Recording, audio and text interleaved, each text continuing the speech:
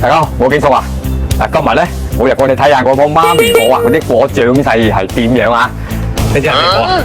係咪媽咪果係咪咧？有啲朋友話唔相信會有咁大個，信唔信咧？大家用手板做唔得咯，係咪啦？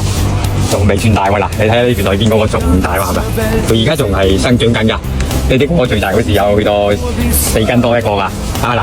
對之前啲粉絲話唔相信有咁大個嘅果，你哋信唔信得啦？咁信嘅話，你哋過嚟睇睇啊！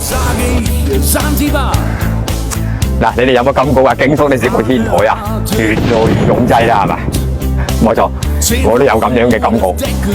睇下啲樹苗啊，一日一日長大，嗰啲品種咧就一日一日增多。